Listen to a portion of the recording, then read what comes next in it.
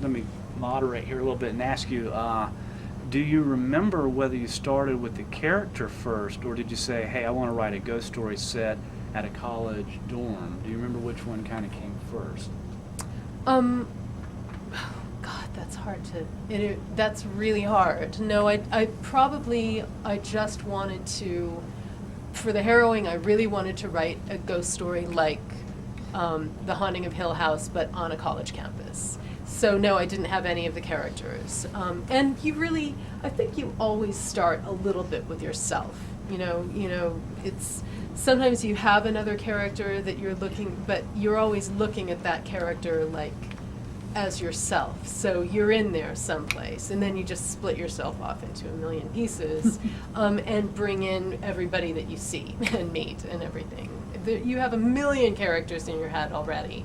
As a writer, that's always on the back burner, and so that you have to have that cast in the back of your head so that when you're writing a scene and you need a character, one of those people will step up.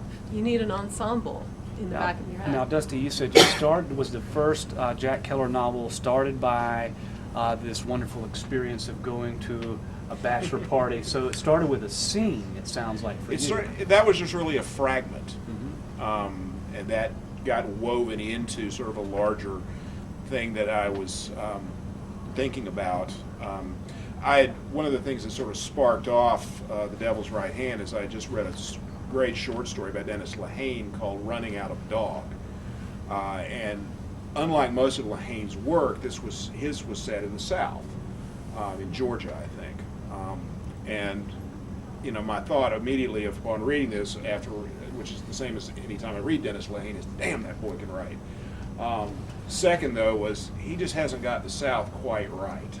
You know, he just doesn't have the rhythm right. He's, God love him, he's a Yankee, he's doing the best he can with the tools God give him, but he just can't write Southern. And so that's one of the things I wanted to write was sort of a hard-boiled crime fiction set in the South.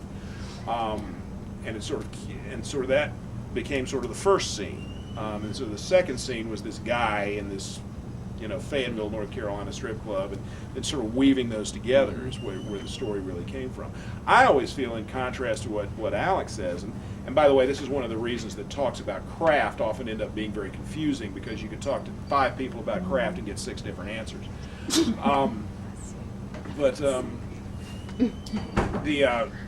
I always feel that character drives plot. The character has a particular goal, and how he gets there depends on his character, depends on his personality, depends on his values. You know, Hammett, I think it was, that said that every time you're stuck for a plot point, have a man with a gun come through the door.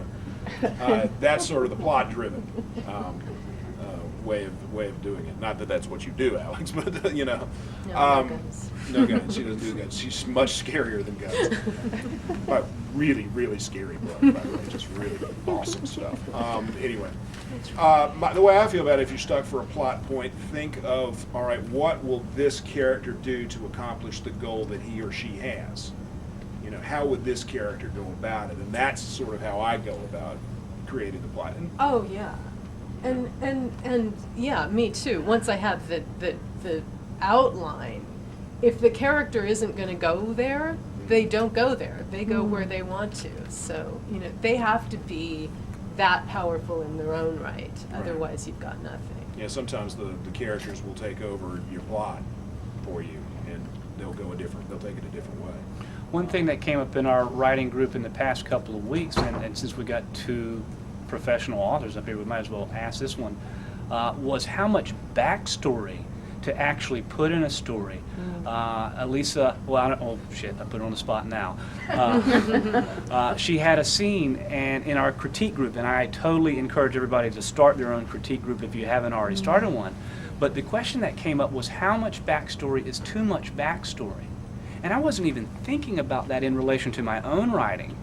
But the question was raised in one of her short stories. And then as I was writing my own work a couple of weeks later, I became very self-conscious about how much backstory I was putting in. I said, oh man, I went on for 2 paragraphs there into this backstory and took the scene totally out of the moment. How much backstory do you guys use in telling a story? And how do you intermingle that with the present tense of the story itself? Well, Jack's got a fairly complex backstory. I say he was a Gulf War veteran who saw his entire unit wiped out by so-called friendly fire, and that's part of the reason he's got survivor's guilt along with PTSD. But it is a real challenge weaving that in without going off on info dump, as I call it, where you give 3 pages of what happened. Then there's a variety of techniques you can do that. I mean, Jack has, fortunately, one of the symptoms of PTSD, unfortunately for the writer, is flashbacks. Mm-hmm. They have very severe and very real re-experiencing, and that's tends to happen to Jack at moments that really increase the drama. So that's one way you can weave it in. It's tough to do that, though. You don't want to get to rely on that too much, because it starts sounding cheap, and it starts. And when you're doing backstory, you're talking about doing 2 or 3 paragraphs.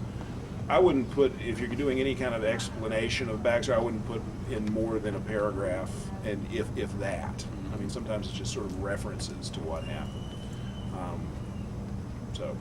I kind of think that you should dump it all there and then cut later, for rhythm.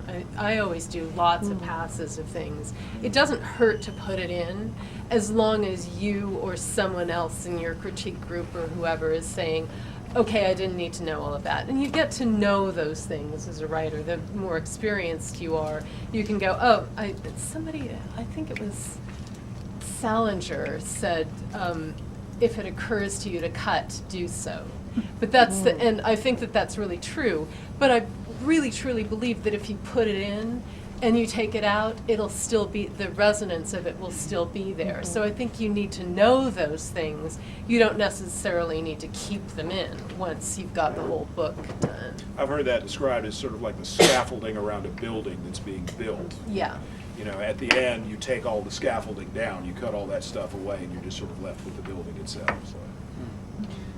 I had a question about craft. Mm-hmm. Mr. Cochran, you happen to point out that in order to get like a newspaper or other local publication to review your book, having something from the local area in there could spark an interest. But couldn't you get in trouble legality-wise if you mention like actual places that, like, for instance, a golf course or a specific mall?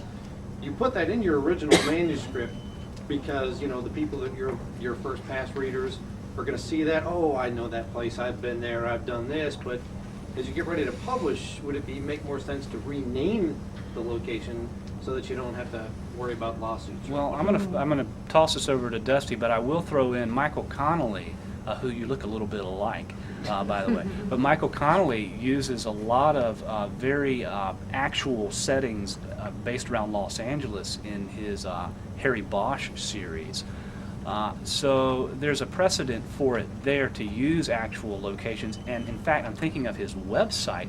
He actually has photographs of these famous locations on his website that show up in the novels. So there's a New York Times best-selling author who does that, and apparently there's no legality there. Oh, it's all vetted, though. I mean, I just went through this because my second novel is set in a real Boston hospital. It's the Longwood Medical Center, which is really 6 hospitals that have sort of grown into each other in this tumorous labyrinth. They do, yes. Yeah, I mean, it's an amazing setting for a thriller.